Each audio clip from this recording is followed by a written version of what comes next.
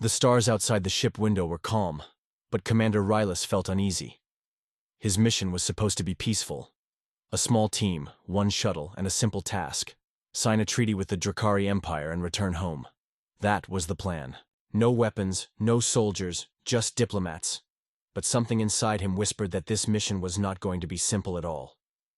The shuttle Silverhand moved slowly through the dark space toward the planet Trazakar, home of the Drakari, an alien race that looked like dragons but walked on two legs and spoke with sharp, deep voices. For many years, the Drakari kept their borders closed. No trade, no talks, just silence. But now, they had suddenly invited humans to sign a peace treaty. "Too quiet," Rylas whispered, watching the planet grow larger on the screen. His second-in-command, Officer Nira, looked at him. "Something wrong, sir?" "I don't know," he replied. "It just feels cold." When the shuttle entered the Drakari atmosphere, the crew saw giant mountains made of black stone and glowing rivers of lava. It was a beautiful but dangerous world.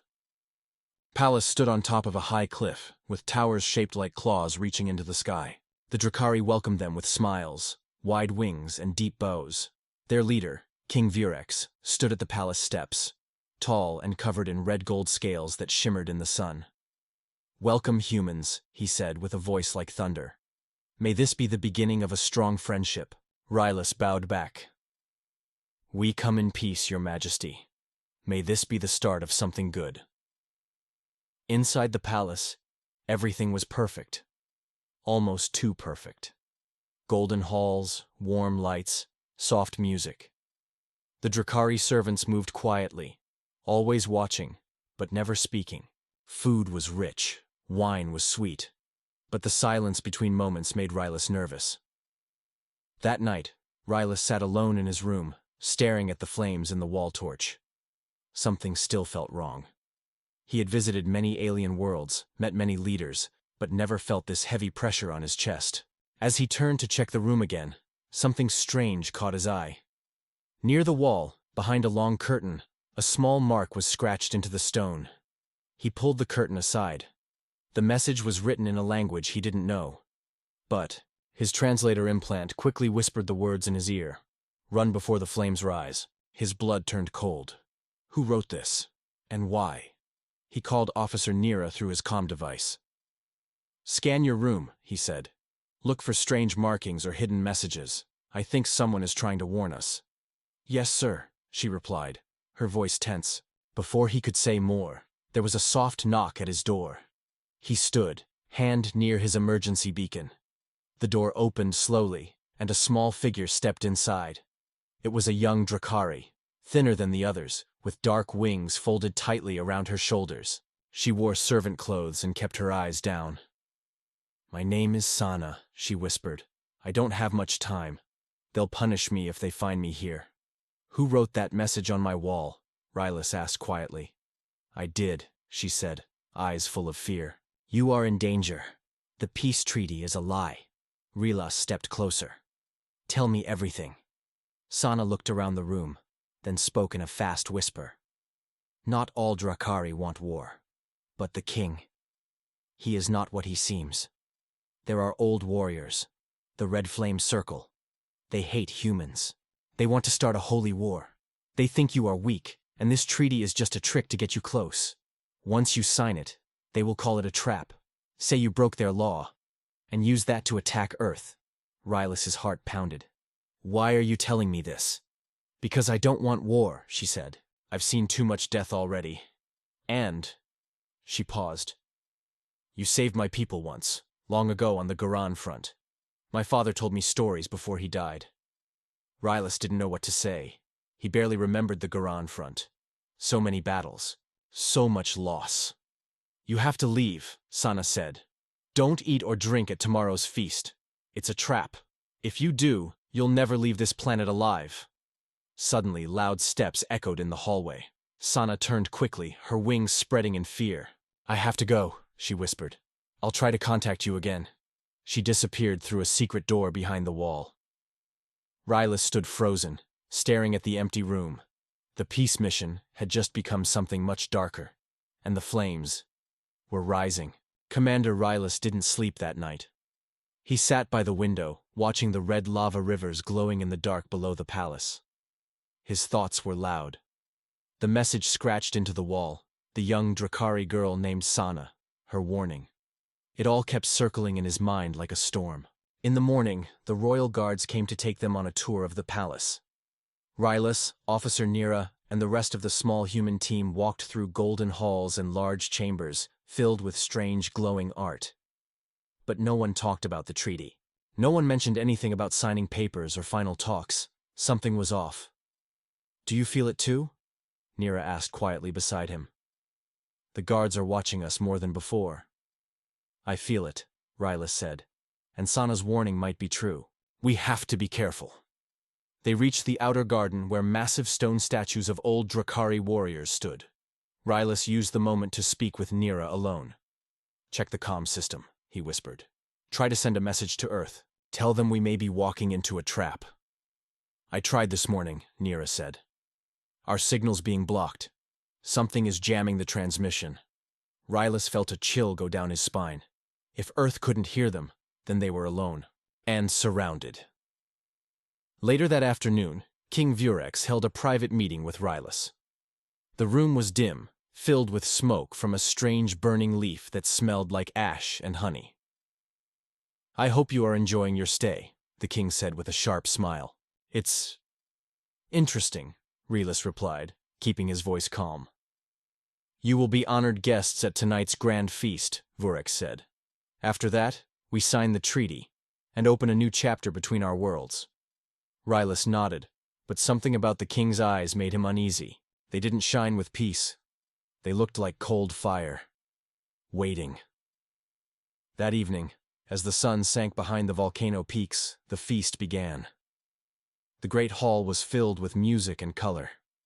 Large tables were set with meat, fruit, and golden cups of sweet-smelling wine. The human team sat at the center table, surrounded by dozens of Drakari nobles. Their eyes watched silently. When the food was served, Rylas gave a small signal to Nira and the others. "Don't eat, don't drink." He forced a smile and raised the cup, pretending to take a sip. Then, from the corner of the room, Rylas saw someone moving. A servant girl with dark wings and nervous steps.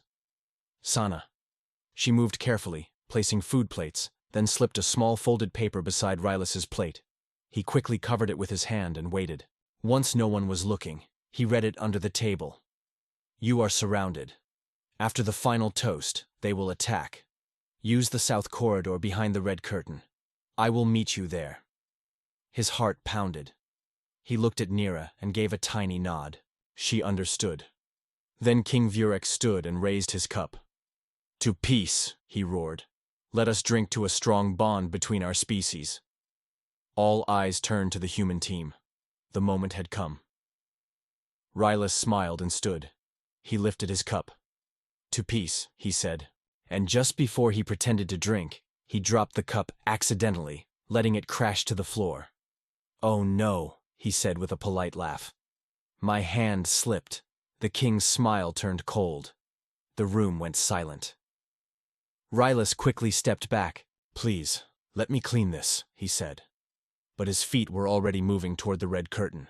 The Drakari guards noticed. One shouted, "Stop him!" But Rylas was already pulling the curtain aside. Behind it was a dark hallway, just as Sana had promised. "Run!" he shouted to his team. Blasters fired. Plates shattered.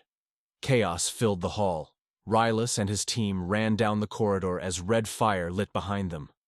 Sana appeared from a side door, waving them through a narrow tunnel. "This way!" she cried. "Hurry!" They ran through old stone paths, lower and deeper into the palace. The air grew hotter. Lava flowed under the floor through glass channels, lighting their way. Finally, they stopped to breathe. "You were almost too late," Sana said, panting. "They were going to kill you and say you broke our laws. That way the people would support a holy war." "Why?" Nira asked. "What do they want?"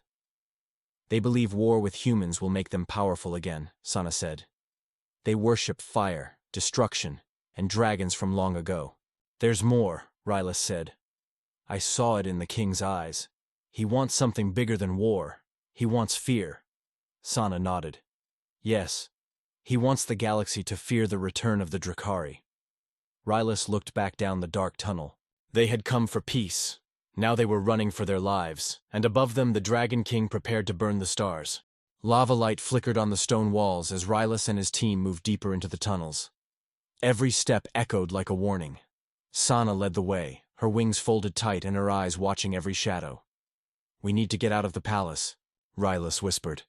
"Can this tunnel take us outside?" Sana shook her head. "Not yet. The outer exit is blocked by guards, but I know another path, through the old fire tunnels under the Hall of Ancients." "Won't they expect us there?" Nira asked. "They don't know I told you," Sana said. "They think you're already dead." The team stayed silent after that. The air was hot, filled with the smell of smoke and ash. Somewhere above them, the grand feast continued. Rylas could only imagine how the Drakari would react once they realized the humans were gone. As they turned a corner, a loud boom shook the ground. Dust fell from the ceiling. "They know," Rylas said.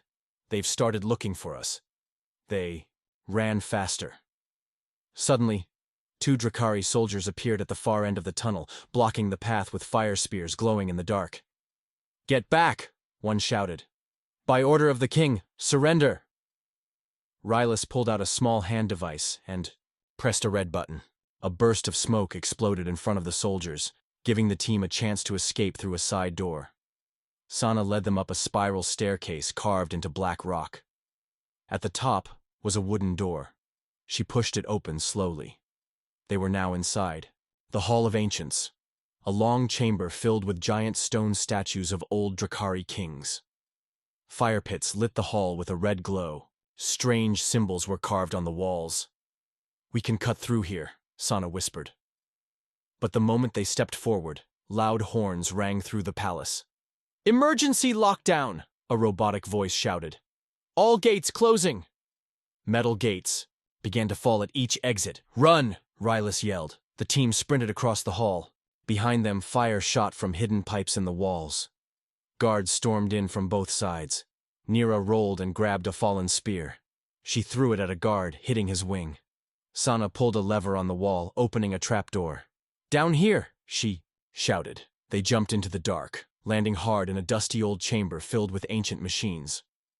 Rylas stood and looked around. "What is this place?" "This," Sana said, brushing dust off a control panel, "is the chamber of the old war machines. Long ago, the Drakari built terrible weapons here, but they locked them away after the last civil war." As she spoke, a loud crash echoed above. The enemy was breaking through. "We can't stay," Nira said. "They're close." Sana ran to a wall and pressed a hidden panel. A secret path opened. "This leads to the outer volcano slope," she said. "It's dangerous, narrow and hot. But if you follow it, you can reach your ship." Rylas looked at her. "What about you?" "I'll stay and slow them down," she said, eyes full of fear and courage. "You saved our lives," he said. "Come with us." She shook her head. "If I go, they'll hunt me. But if I stay, they won't expect you to escape this way." Rylas hesitated, then nodded. "You're brave, Sana. Earth owes you." Sana smiled sadly. "Just promise me you'll stop the war. Don't let them destroy everything." He looked her in the eyes. "I promise." The team slipped into the narrow passage. Heat hit them like a wave. Below, molten lava bubbled. One wrong step could mean death. They moved quickly, their boots clanging against the hot metal path. Behind them, Sana blocked the door and faced the coming soldiers. She raised a fallen spear and stood ready. As the team climbed toward the landing platform, smoke rose around them. Finally, they reached the surface. The shuttle, Silver Hand, sat hidden in a crater. Nira ran to the controls and powered it up. Rylas turned and looked back at the burning palace far behind. "We were sent to make peace," he said, breathing hard. "Now we're leaving as fugitives." The ship lifted into the sky just as enemy fire hit the rocks below. They escaped, but only barely. As they broke through the clouds, the radio crackled. A signal from Earth came through. "Commander Rylas, report. Did the treaty succeed?" He paused for a long moment, staring at the stars. No treaty, he said coldly. The Drakari have declared war. The stars looked peaceful from space, but war had already begun. Commander Rylas sat in the pilot's chair of the Silver Hand, his hands shaking slightly. The escape from the Drakari homeworld had cost them time, energy, and nearly their lives. Officer Nira monitored the scanners beside him. Her voice was tense. "Sir, something's wrong. The outer colonies, they're not responding." Rylas turned to her quickly. "Which ones?" 3 human colonies, all near the Drakari border. Kale 4, Branton Reach, and New Horizon. No signals, no traffic, nothing. Rylas felt cold. "Get visuals. Now." The screen blinked, and the first image appeared. Kale 4, burned to ash, buildings crushed, skies filled with smoke, no life signs. The second, Branton Reach, the same, flames, broken towers, ships torn apart like paper. The third, New Horizon, was silent. No movement, just drifting pieces of what was once a peaceful city. "Drakari war fleets," Nira whispered. "They struck first. No warning. No mercy." Rylas stood up. "Open full comms. Send an emergency message to Earth Command." He spoke firmly into the mic. "This is Commander Rylas. Diplomatic mission failed. It was a trap. The Drakari have launched a surprise attack on our colonies. Casualties unknown. Prepare for full-scale war." They waited, listening to the static.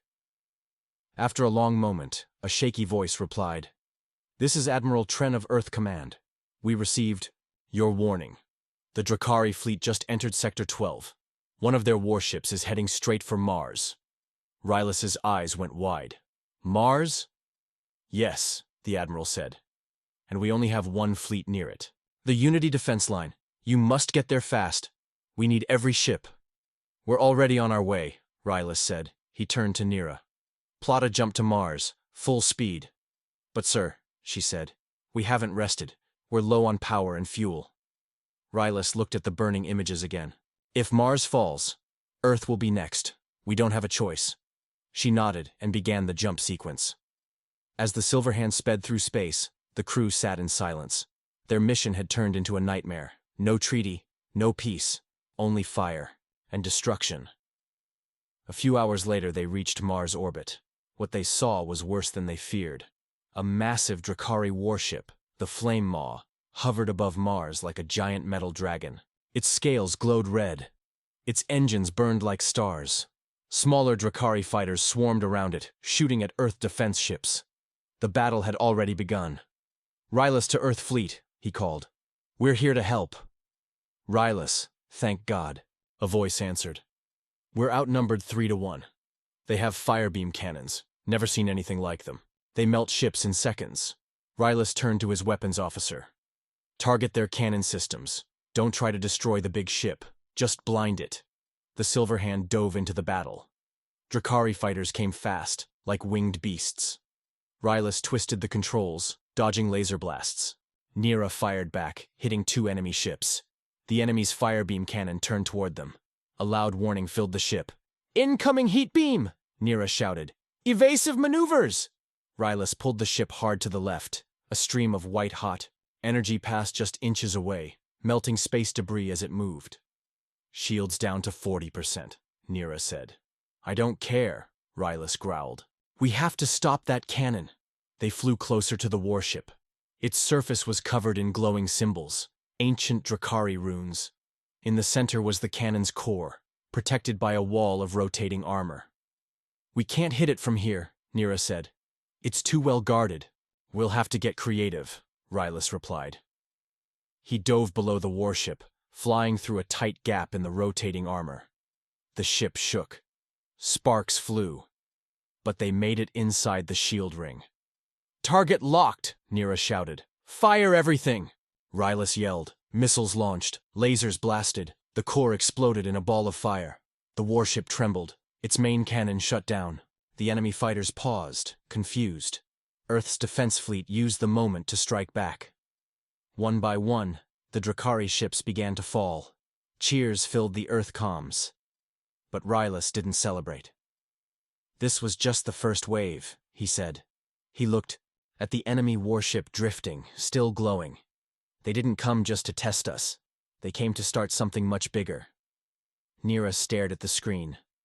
What if this isn't a war for land or power? Rylas nodded slowly. What if it's a war of belief, a holy war, and we're the enemy they've been waiting for? The Mars sky still glowed from the battle. Smoke covered the horizon. Human ships circled above, guarding the planet like silent protectors.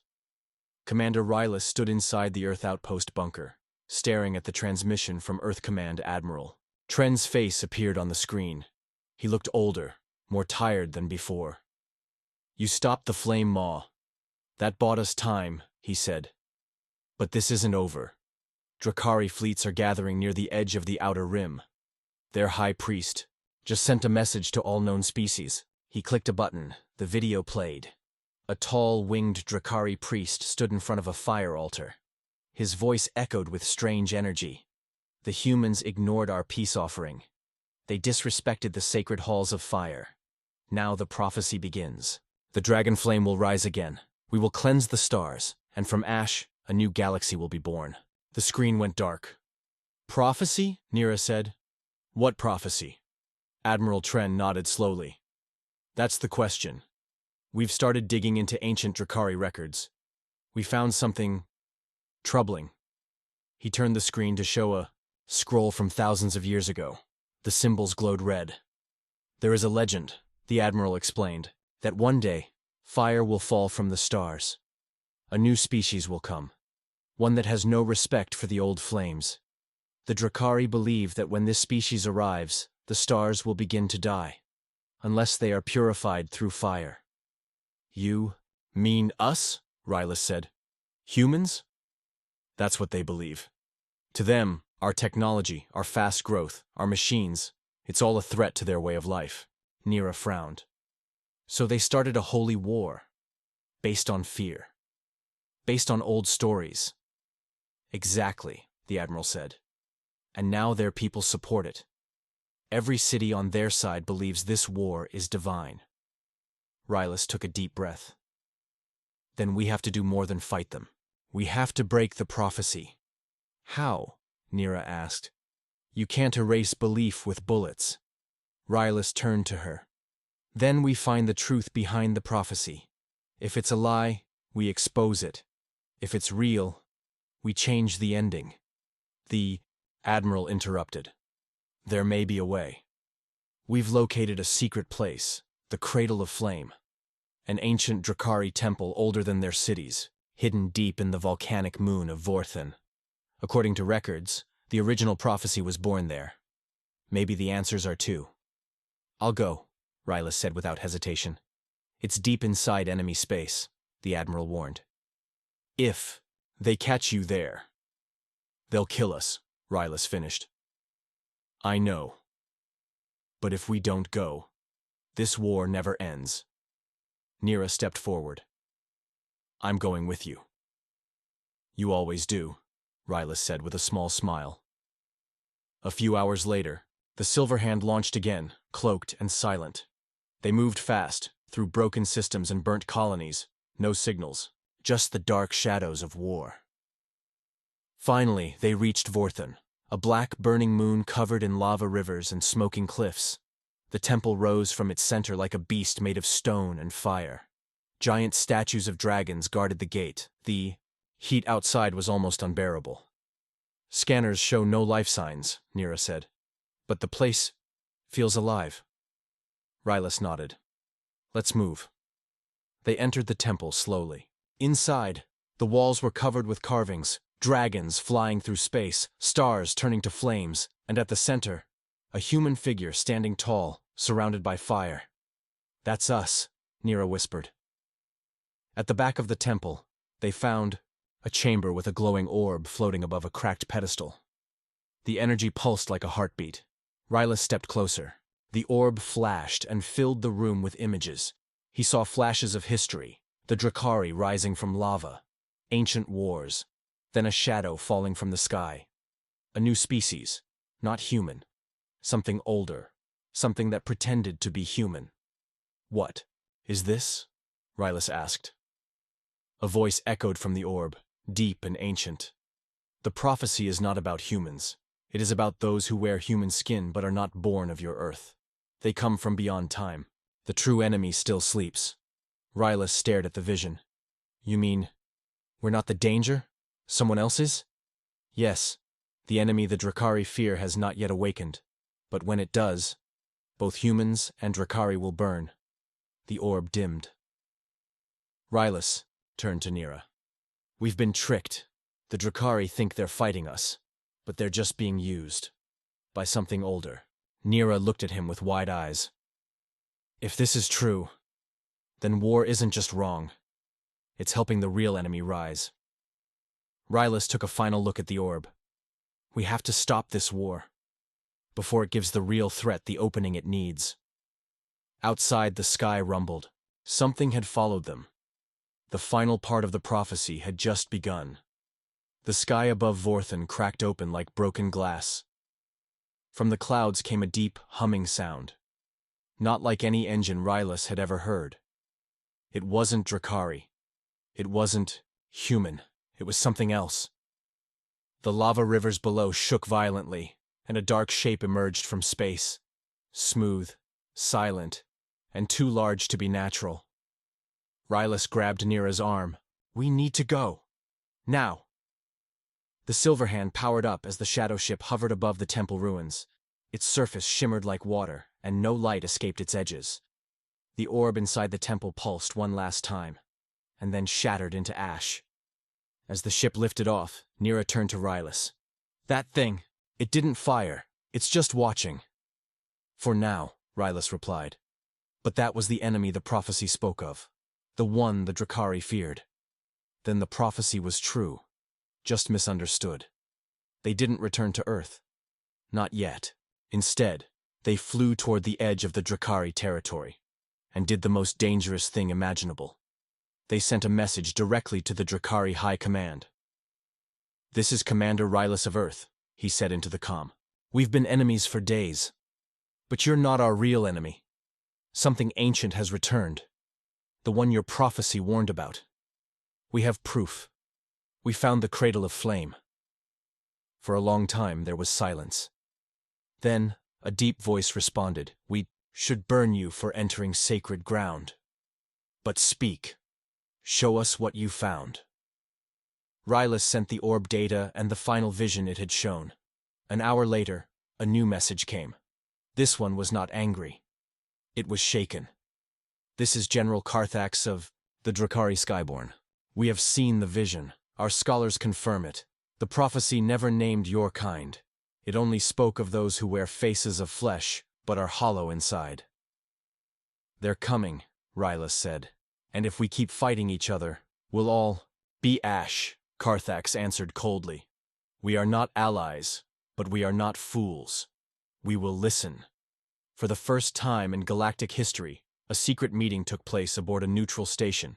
Half Drakari warriors, half Earth officers, standing. In the same chamber, Rylas stood before them all. His voice was calm, but strong. You burned our colonies. We fired on your fleets. All of that was based on lies. The real enemy is still hiding, but it's waking up.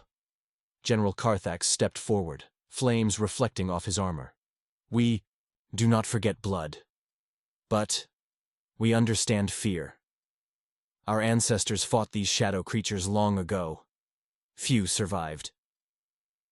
They are shapeshifters, Nira added. They feed on war and chaos. They hide in governments, armies, even ships. Waiting, growing, Carthax growled low. Then we will burn them from the stars. One Earth officer spoke up. How do we know they haven't already taken some of us? The room fell silent. Rylas looked around. That's why we need each other. Drakari see what humans can't. Humans know what Drakari don't. If we don't unite now, we lose everything. And then, as if timed with fate, the alarms blared. The shadow ship had arrived, not one, but three. They came from the edge of deep space, moving fast, ignoring all warnings. The largest one headed toward Juno 7, a joint mining colony with over 10,000 lives. They're testing us, Carthax said, watching if we can work together. Rylas slammed his fist down.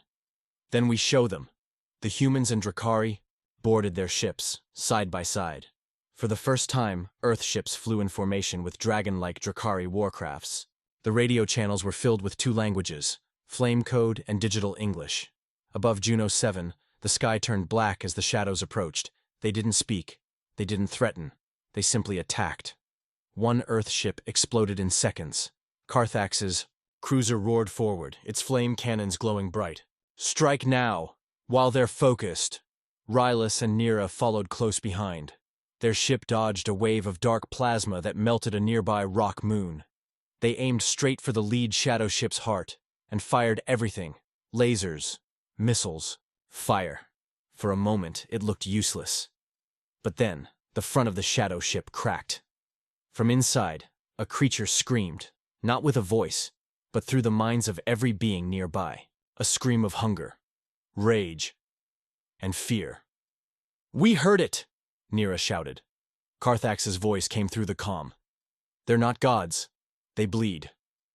With one final charge, Earth and Drakari ships struck together, flame and light in perfect sync. The shadow ships fled, damaged, into deep space. Juno 7 was safe, but the battle wasn't the end. It was just the beginning of something new. In the silence after, Rylas spoke to the stars. "We were sent on a mission of peace. We failed. Then we went to war. But now we stand for something greater." He looked at Carthax, who nodded slowly. Together, the dragon warrior said, "We are the fire they cannot extinguish." And for the first time, Earth and Drakari sent a message across the galaxy, not of war, but of warning. "We know you're out there. We're ready.